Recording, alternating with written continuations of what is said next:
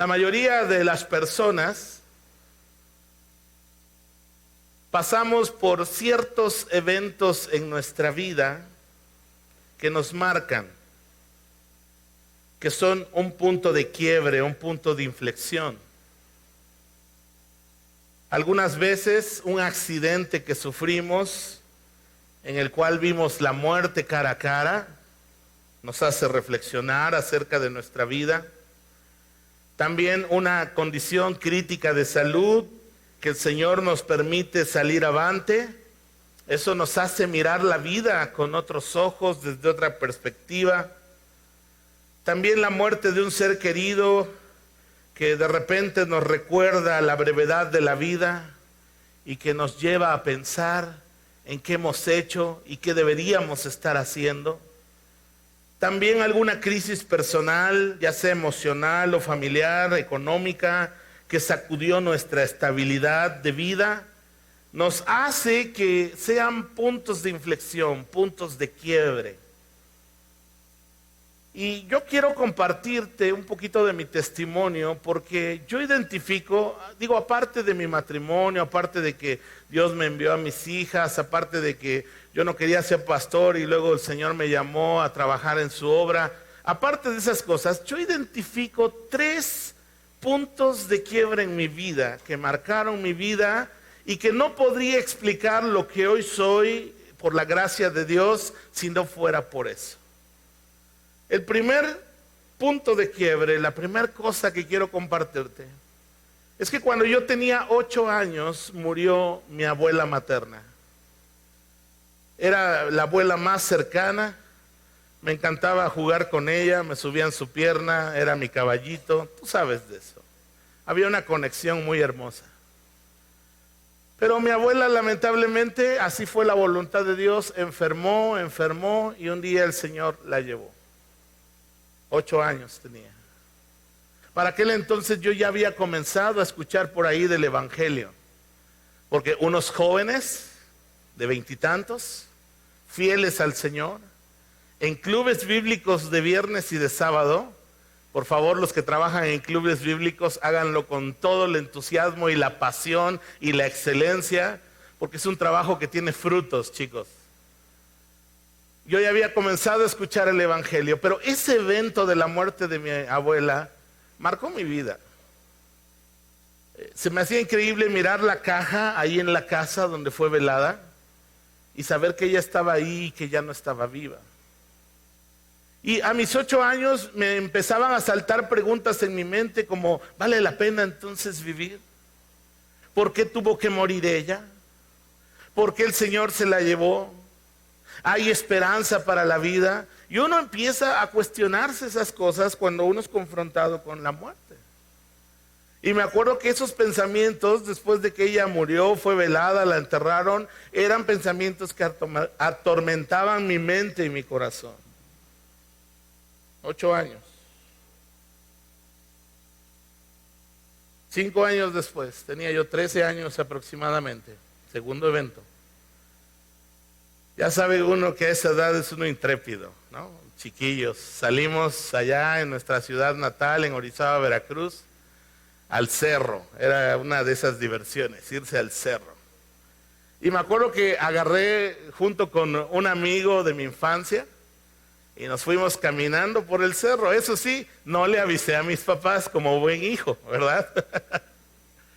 Y entonces comenzamos a subir el cerro de Escamela, y para aquellos que son paisanos míos, ahí recordarán que hay un gran corte de roca artificial hecho por una compañía que se dedica a triturar roca. Y entonces a nosotros se nos hizo fácil caminar por la orilla de ese corte, como de 40 a 50 metros de altura. Y entonces al ir caminando íbamos buscando unas varitas naturales que allá les llamamos popotes, porque justo parecen eso, y sirven para hacer papalotes. Entonces íbamos buscando entre el cerro esas varitas. Bueno, en una de esas pisé unas piedras sueltas y la pendiente es muy fuerte, me comencé a resbalar. Y yo no sé cómo, pero lo único que pude decir es: Jesús, sálvame. Y quiero decirte que a centímetros del acantilado algo me detuvo. Y eso marcó mi vida. Porque yo supe ese día que no morí, porque Dios me salvó, literalmente, físicamente, de la muerte. A consecuencia de esa experiencia de salvación física, comencé a buscar más de Dios. Y comencé a ir a una iglesia que estaba cerca de la casa. Ya sabes, a veces tan cerca y a la vez tan lejos. Porque cuando el corazón está lejos de Dios, todo haya un obstáculos. Pero cuando la necesidad llega a tu vida, tú vas corriendo a buscar la ayuda, el socorro de Dios. Y yo comencé a buscar de Dios. Y gracias al Señor, en estas iglesias cada domingo predican el evangelio. Cada domingo están hablando de la necesidad que tenemos los seres humanos de encontrarnos con Jesús, de encontrarnos con Dios. Y tercer evento, tenía yo 14 años. Recuerdo que fui un domingo a la iglesia en la noche, escuché el evangelio. Y Dios ahí abrió los ojos de mi entendimiento. Y pude comprender que yo estaba perdido, sin Dios, sin esperanza y sin fe en este mundo. Y que necesitaba un Salvador. Esa noche llegué a mi casa. No me acuerdo si hablé con mis papás o algo les dije. Subí a mi cuarto, la planta alta. Me arrodillé y le entregué mi vida a Jesús. Y quiero decirte que este último evento es el punto de quiebre, el parteaguas en mi experiencia personal de salvación. No quiero decir que tú tienes que experimentar exactamente lo mismo que yo, pero el apóstol Pablo, aquí en Efesios capítulo 2, nos dice que todo creyente, cuando se encuentra con Cristo, tiene un punto de quiebre. Hay un antes y un después. Porque quiero decirte una cosa, todo aquel que ha tenido un encuentro verdadero con Jesús nunca vuelve a ser el mismo. Y desde los 14 años, con mis subidas y bajadas, con mis luchas, con mis batallas perdidas y mis batallas ganadas, con mis defectos y mis debilidades, con mis pecados y con mis victorias, mi vida nunca volvió a ser igual desde que conocí al Hijo de Dios como Señor y Salvador de mi vida. Abre tu Biblia, por favor, en Efesios capítulo 2.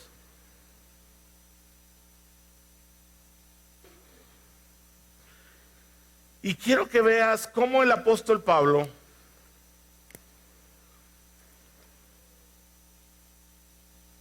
nos muestra este punto de quiebre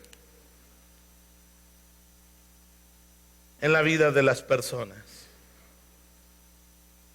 Efesios, ya lo tenemos, Efesios capítulo 2. Voy a leer en Reina Valera 60 para aquellos que les encanta esa versión. Efesios capítulo 2, versículo del 1 al 7. Dice la palabra del Señor: y Él os dio vida a vosotros cuando estabais muertos en vuestros delitos y pecados, en los cuales anduvisteis en otro tiempo, siguiendo la corriente de este mundo, conforme al príncipe de la potestad del aire, el espíritu que ahora opera en los hijos de desobediencia, entre los cuales también todos nosotros vivimos en otro tiempo, en los deseos de nuestra carne, haciendo la voluntad de la carne y de los pensamientos, y éramos por naturaleza hijos de ira, lo mismo que los demás. Pero Dios, que es rico en misericordia, por su gran amor con que nos amó, estando nosotros muertos en pecados, nos dio vida juntamente con Cristo. Por gracias sois salvos. y juntamente con Él nos resucitó.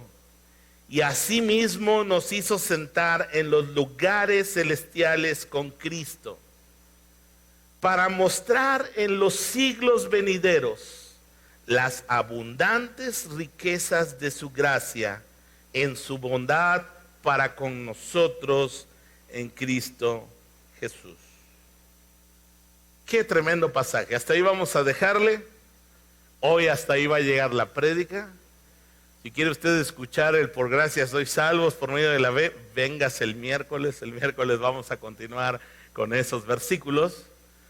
Pero este pasaje realmente es extraordinario, porque nos muestra ese punto de quiebre, un antes y un después. De hecho, este pasaje, para los que somos creyentes, nos hace mirar al pasado, nos hace reflexionar en el presente, pero también nos proyecta hacia el futuro, de lo que el Señor quiere hacer en nuestras vidas.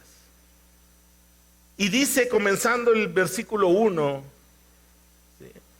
Y Él os dio vida a vosotros cuando, ¿cómo estábamos? Muertos en vuestros delitos y pecados. Este pasaje nos revela que la condición de las personas es que están muertos espiritualmente. No sé si a usted le haya pasado alguna vez, pero hay muchas personas que tienen temor a ser enterradas vivas. Y de hecho ha habido casos donde ha habido personas que las han enterrado y resulta ser que están vivas. Yo no quiero imaginarme qué es eso, ¿no? Y aunque parezca obvio, es un trabajo especializado y requiere responsabilidad cuando alguien da por un diagnóstico de que alguien ha muerto, aunque parezca obvio. ¿Cuándo se considera que una persona está muerta? A ver, dígame usted. No tiene pulso, es decir, no hay respuesta en signos cardíacos. ¿Qué más? No hay reacciones cerebrales. ¿Qué más? Otra cosa así fácil de observar. No respira, ¿sí? Y no responde a ningún estímulo. Entonces pasan ciertos minutos. Ellos tienen reglas de cómo esperar, hasta que ellos dicen, bueno, esta persona lamentablemente murió. Ahora, dice la Biblia aquí que nuestro estado natural es de que estamos muertos espiritualmente. Cuando Dios dijo a nuestros primeros padres, Adán y Eva, de ese árbol no puedes comer, y el día que de su fruto comieres, ciertamente morirás. No estaba cotorreando, ¿verdad? No era como los papás de ahora, a la de 3, si lo haces te voy a dar, ¿verdad? Ahora sí la cosa es, ¿no? En nuestros tiempos, que era la de 3, era la de 1, ¿verdad? Y ahí te tenían encima. Y no estamos traumados, ¿eh? Pero bueno, Dios no estaba jugando. Dios le dijo a Adán y Eva, el día que de él comieres, ciertamente, dígalo, morirás. Y el ser humano, hombre y mujer, murieron inmediatamente espiritualmente. Y comenzaron a morir físicamente. Ahora, los seres humanos muertos espiritualmente no tienen respuesta al Dios vivo cuando este Dios quiere interactuar con ellos. ¿Por qué? Porque están muertos. Y todos nosotros así nacimos, en esa condición de muerte espiritual. Por esa razón, hermanos, amigos, Dios sabe que todos los seres humanos estamos espiritualmente muertos. Y Él sabe que la necesidad más profunda del ser humano no es portarse bien, no es ser moralmente correctos, no es tener inclinaciones religiosas. La necesidad más profunda del ser humano es que pueda cambiar su estado de muerte a un estado de vida. Mis queridos hermanos, por esa razón, el Evangelio no es un mensaje de autoayuda, no es un curso de superación personal, no son reglas para ser exitoso en la vida, no son cuestiones de moral o de conducta para ser una mejor persona. El Evangelio es el mensaje urgente de Dios para todos los seres humanos que necesitan pasar de muerte a vida. Versículo 2, acompáñame ahí en la lectura.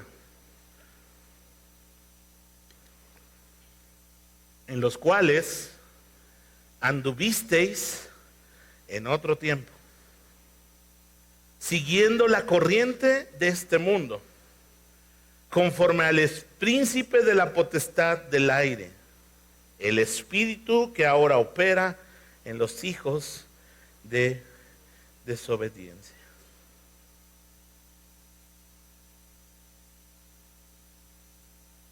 Nosotros vivimos ahí, caminamos ahí. Íbamos por ese camino. Jesucristo dijo, ancho es el camino que lleva a la perdición, y muchos son los que por él van. Y tú y yo ahí estábamos, ahí caminábamos. Dice Pablo, siguiendo la corriente de este mundo. Mira, íbamos de a muertito y nos dejábamos llevar por la corriente. Estábamos de repente aquí y de repente estábamos allá. La cosa es que nosotros seguíamos la filosofía, las maneras, la conducta de este mundo. Y ni nos dábamos cuenta. Éramos llevados de un lado a otro. Ahora dice que la moda es azul, pues somos azules. Y ahora dice el mundo que la moda es rojo, pues ahora somos rojos, ¿verdad? E íbamos siguiendo la corriente de este mundo. Como les digo, nadábamos de a muertito llevados por la corriente.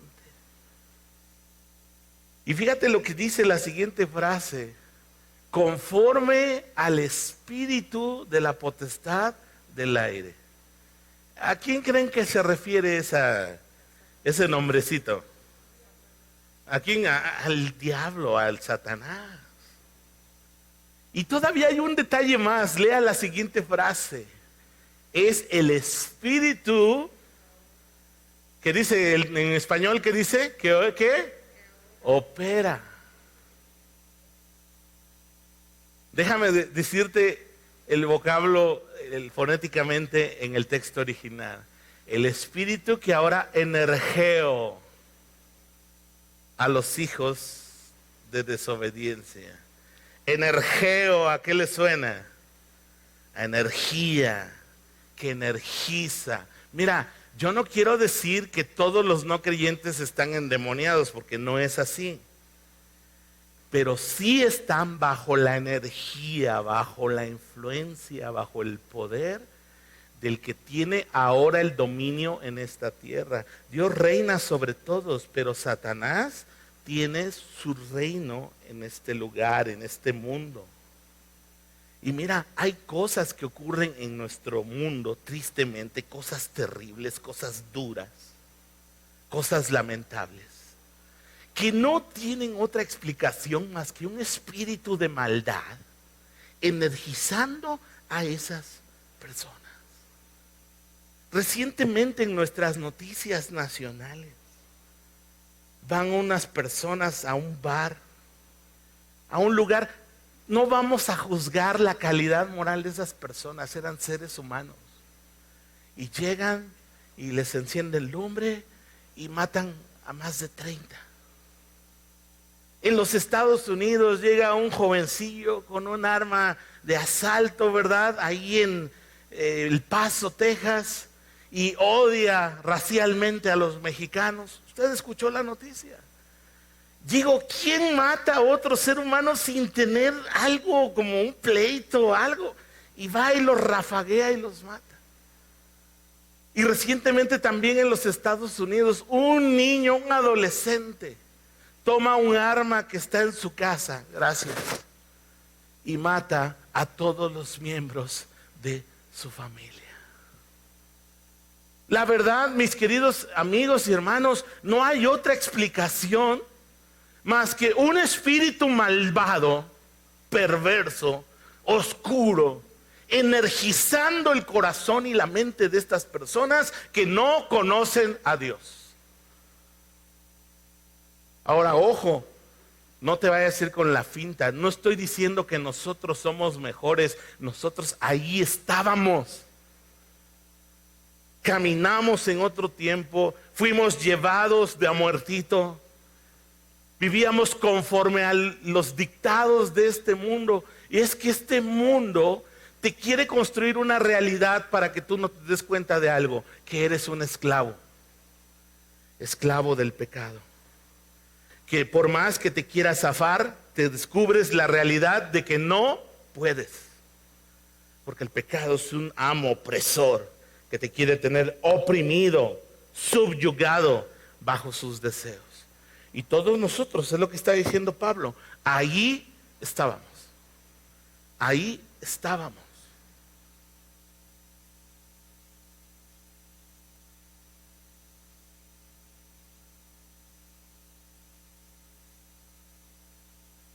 Versículo 3. Entre los cuales también todos nosotros, ¿qué hacíamos? Vivimos ahí, en otro tiempo. Mira, éramos los muertos vivientes. Para aquellos que les encantan las series de Netflix, o no me acuerdo en qué canal, el Walking Dead, éramos nosotros. Muertos vivientes.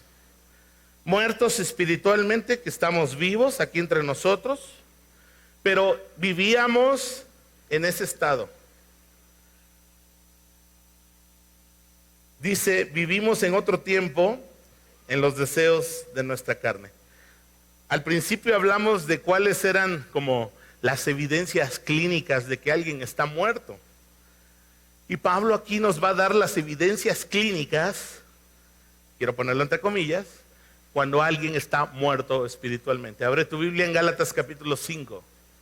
Y la escritura nos habla de cuál es la conducta, cuál es el corazón, qué es lo que hay en las personas cuando están muertas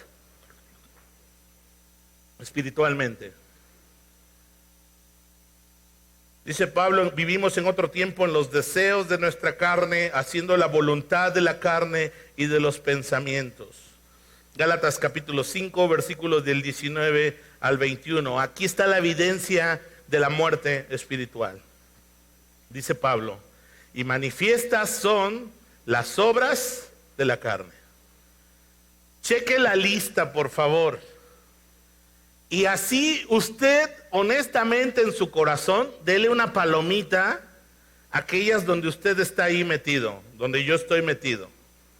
Dice, manifiestas son las obras de la carne. Fíjese, adulterio, fornicación, inmundicia, lascivia, idolatría, hechicerías, enemistades, pleitos, celos, iras, contiendas, disensiones, herejías, envidias, homicidios, borracheras, orgías y cosas semejantes a estas, acerca de los cuales, Pablo le está escribiendo a estos creyentes en Galacia, acerca de las cuales os amonesto, como ya os lo he dicho antes, que los que practican tales cosas, ¿qué va a pasar? Dígamelo fuerte, no heredarán el reino de Dios. Entonces, miren, ahí está la evidencia clínica espiritual. Esa es nuestra naturaleza pecaminosa. Y si somos así honestos aquí entre nos, pues muchas de la lista son parte de nuestra vida. El que no es adúltero es fornicario, el que no es mentiroso, el que no tiene celos, envidia, contienda. Dice el apóstol Pablo en Tito, vivimos aborrecibles y aborreciéndonos unos a otros. Y pareciera ser que esa es la narrativa de la vida de todos los días en nuestra sociedad, odiándonos unos a otros, buscando cómo hacerle mal a nuestro prójimo y el prójimo cómo hacernos mal a nosotros. Esa es la evidencia. Y entonces, cuando yo voy al doctor, ¿verdad? Y me hace unos análisis clínicos, él mira y empieza a decir, a ver cómo anda su glucosa. No, pues 2000, ¿verdad? No, no es cierto, imagínate, bien muerto, ¿no? Analiza tus triglicéridos, o sea, tómala como una lista de la evidencia clínica de tu corazón, espiritualmente hablando. Y si tú te das cuenta, o sea, el médico ve los análisis y dice, usted está enfermo de esto. Oiga, pero no, yo declaro sanidad. No, usted podrá declarar sanidad, pero la evidencia que dice que usted está enfermo. Y el Señor puede sanar, por supuesto. Pero la evidencia es objetiva, es tangible. Entonces, mira, lo que yo quiero animarte en esta mañana es, mira esta lista, es como un análisis clínico. Y si eso es lo que sueles practicar todos los días de tu vida, ¿cuál es el diagnóstico? ¿Estás vivo o estás muerto? Estás muerto, estamos muertos, espiritualmente hablando. Mira, nuestra naturaleza pecaminosa es esa tendencia que tenemos hacia hacer lo que está mal. Y muchas veces hicimos el mal por ignorancia, pero otras veces, aunque sabíamos que estaba mal, lo hacíamos. Y no solo lo hacíamos, dice Pablo en Romanos 2, nos gozábamos haciéndolo. Que se muera el desgraciado. Que sienta. ¿No? Nunca te vengaste, nunca le deseaste mal a tu prójimo, nunca maldijiste a alguien, por supuesto que sí. Y esa es la evidencia. Nuestra naturaleza pecaminosa es esa fuerza centrífuga, como cuando tomas una pelota y con un cordón y le empiezas a dar de vueltas. ¿Qué va a ocurrir? Siempre tiende a alejarse. Y nuestra naturaleza pecaminosa siempre tiende a alejarnos de Dios. Ojalá nuestra naturaleza nos llevara a acercarnos a Dios. Y sabes, Dios muchas veces usa las tragedias de las malas decisiones de tu vida para poder acercarte a Él, ¿cierto o no?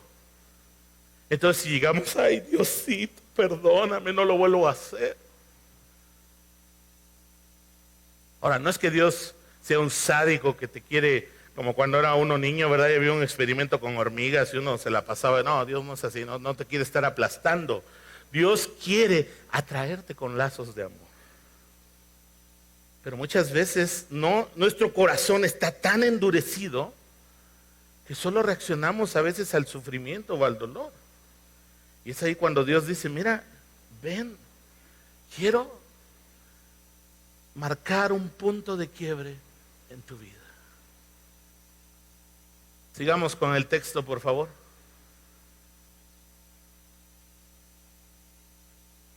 Y dice, terminando esta frase, éramos por naturaleza, ¿cómo éramos? Hijos de ira. Mira, sí, yo sé que no es popular hablar de la ira de Dios. Sé que muchas personas se ofenden, incluso cristianos, que no hable del justo juicio de Dios. No, eso es medieval, es retrógrada. Dios es puro amor. Y ese es el problema de los seres humanos, que no entendemos a Dios y nunca lo vamos a entender cabalmente. Por eso Dios nos dejó revelado en su palabra quién es Él. Y nuestra obligación, nuestro trabajo es entender lo que Dios nos ha revelado en la palabra y alinear nuestros pensamientos y nuestro corazón a lo que Él nos ha revelado ahí en la Escritura. Jesús habló más del infierno que del cielo. Es increíble. Y todos los profetas, Daniel, Isaías y otros más, estaban hablando del día del Señor, que es el día del juicio venidero. Ahora, no vengo aquí a tratar de espantarte, simplemente te vengo a comunicar lo que Dios dice en la palabra. Romanos 6:23 dice, porque la paga del pecado es muerte. Muerte espiritual. Juicio de Dios. Pero la dádiva de Dios, dime tú qué es. Vida eterna en Cristo Jesús. Versículo 4, por favor, acompáñame.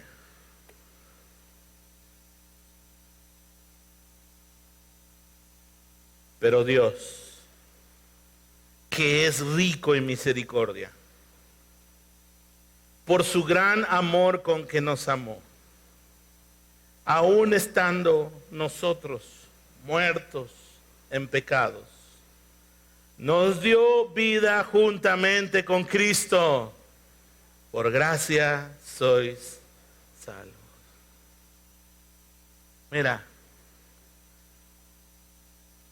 sé que los primeros 3 versículos nos dejan un panorama oscuro, sin esperanza aparentemente. Pero el versículo 4 comienza diciendo, pero Dios. Lo cual nos habla de una intervención divina en la vida de las personas. Mira, un muerto por sí mismo no puede hacer nada para sí. Cuando una persona sufre un accidente y deja de respirar, son los paramédicos quienes aplican químicos al torrente sanguíneo, quienes dan descargas eléctricas para ver si reacciona el cuerpo humano, o pasan con RCP, ¿verdad? Tratando de reanimar a las personas. Pero el muerto por sí mismo no puede hacer nada. Y entonces, hermanos, los muertos espiritualmente no pueden hacer nada por sí mismos. Por eso la Escritura dice, pero Dios, y bendito sea ese pero Dios. Dios interviniendo en tu vida, Dios interviniendo en mi vida. Pero Dios que es rico en misericordia. Dios sintió compasión de ti y de mí. Y Dios no es un Dios activista de redes sociales, ¿verdad? Que su único esfuerzo es mover y dar likes. Dios es un Dios que va a lo práctico. Y Dios vio nuestra condición. Vio que estábamos muertos. Vio que éramos sus enemigos. Vio que estábamos perdidos, sin esperanza en este mundo. Y Dios dio el primer paso para suplir todo lo que nosotros necesitamos para reconciliarnos con Él. Por eso Dios envió a Jesucristo, su Hijo. Fue un plan donde el Dios Trino intervino para poder hacer una obra hermosa de salvación para ti y para mí. Dios fue movido a compasión. Y no se quedó diciendo, ay, mira, lo pobrecito, ojalá alguien lo salvara. No, Él tomó la decisión de hacerse hombre. Se encarnó, vivió entre nosotros. Y no solo eso, su propio pueblo lo llevó a la cruz. Y no fue un accidente. Cristo mismo entregó su vida sabiendo que le iban a matar. Porque sabes, en el plan de Dios, como vimos en el capítulo 1, desde antes de la fundación del mundo, Dios ya había determinado que Cristo, el Hijo de Dios, tenía que ser clavado y muerto en la cruz. Y lo hizo por ti, lo hizo por mí. ¿Qué le mueve a Dios a hacer algo así? ¿Qué dice el texto? Dios que es rico en su misericordia, por su gran amor con que nos amó. Estando aún nosotros muertos, nos dio vida juntamente con Cristo. Esa es la oferta de Dios para nosotros, darnos vida espiritual. Tener un punto de quiebre, un antes cuando estaba muerto y un después, ahora que estoy por la gracia de Dios vivo en Cristo Jesús.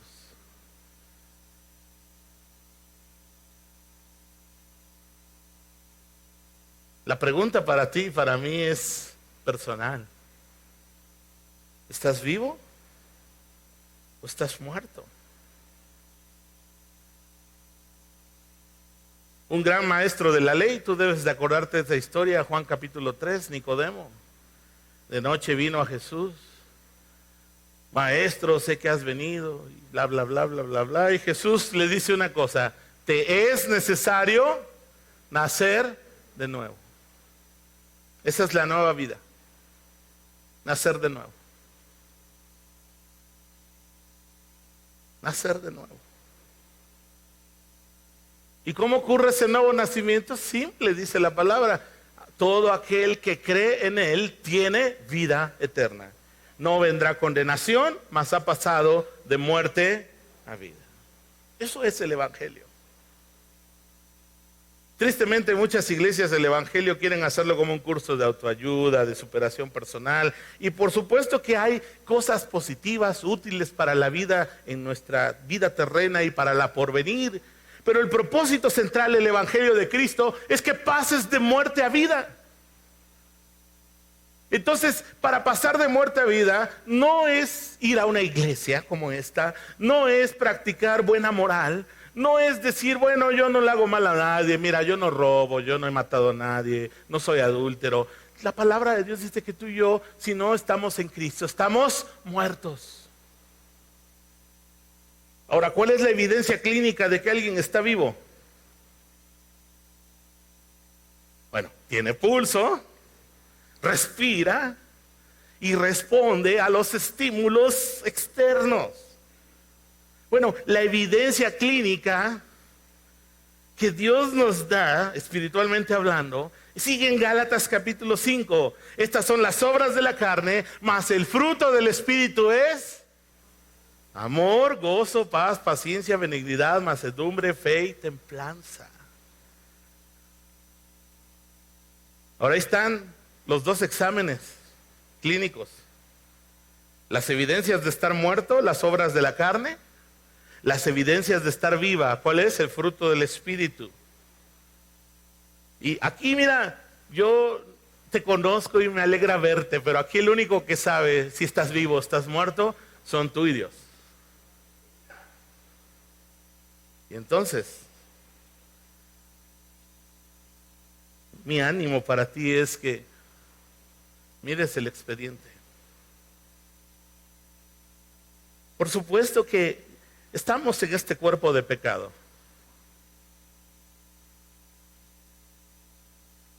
Pero dice Primera de Juan, miren, no se engañen, hijitos. El que es injusto hace cosas injustas. Se caracteriza.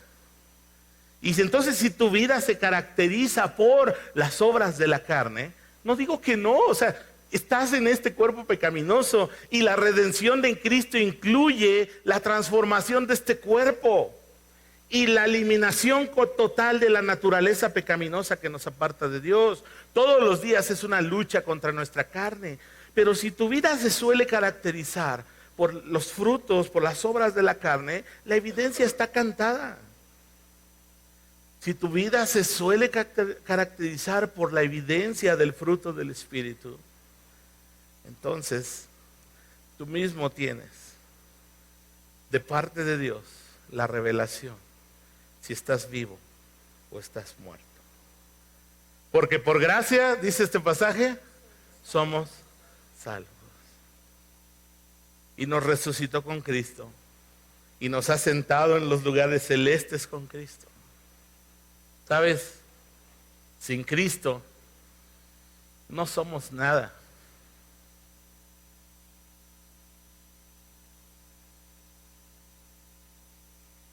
Cristo es quien nos ha hecho nacer de nuevo. Nacer a una nueva vida. Tener un nuevo corazón. Tener una nueva mente. Tener un nuevo espíritu, su bendito espíritu. Tener una nueva esperanza. ¿Y para qué Dios quiere todo esto? Versículo 7, por favor.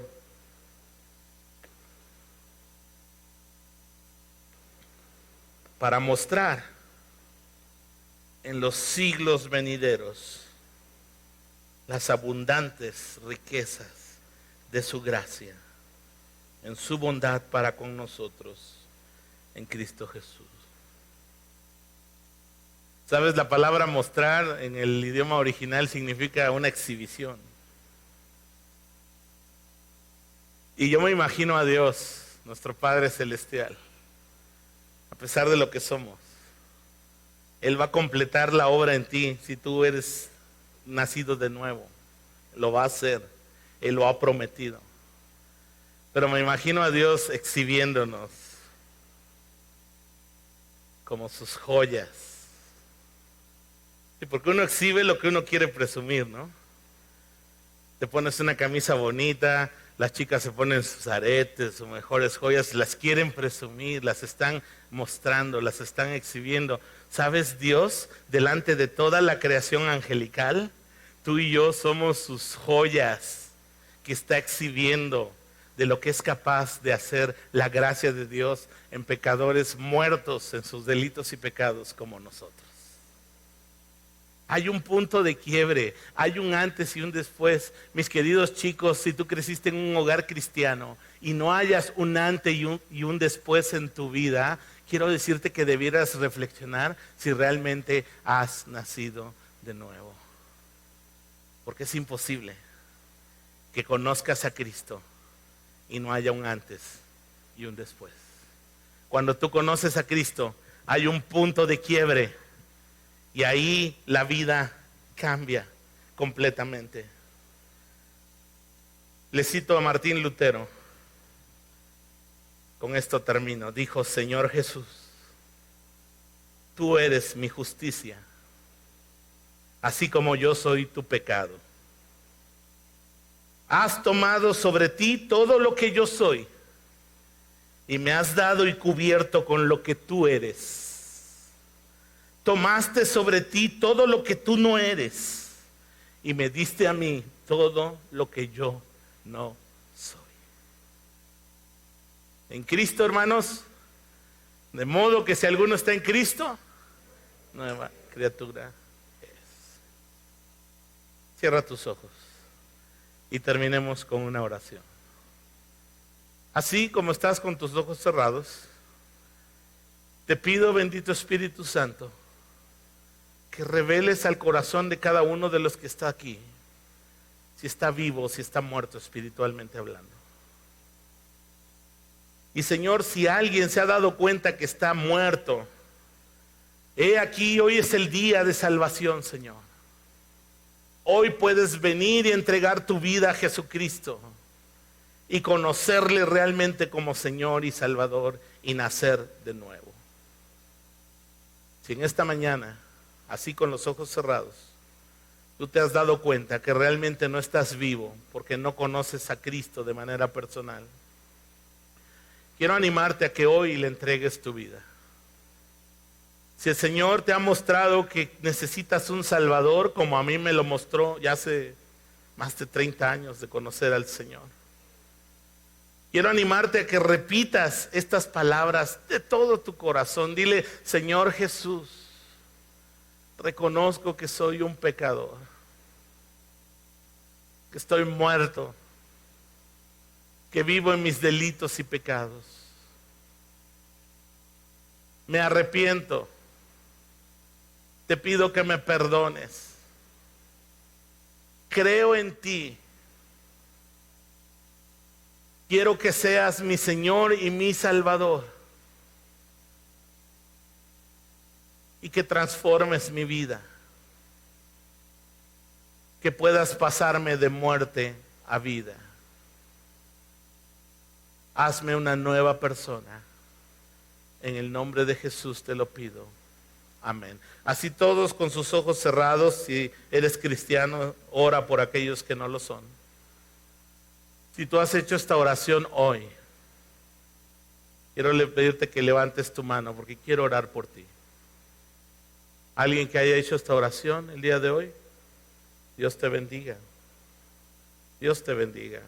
Dios te bendiga. Alguien más, Dios te bendiga. Dios te bendiga. El Señor ve tu corazón. Y Padre, en esta mañana te pedimos que traigas salvación a aquel que no te conoce, que pueda pasar de muerte a vida. Gracias porque nos has amado así como somos. Y ese amor solo tú nos los pudiste dar. Gracias por tu nombre, gracias por tu sacrificio, gracias porque a pesar de tus enemigos, de ser tus enemigos, nos amaste y nos has dado una nueva vida en ti. En el nombre de Jesús oramos. Amén. Hermanos, que Dios bendiga su palabra.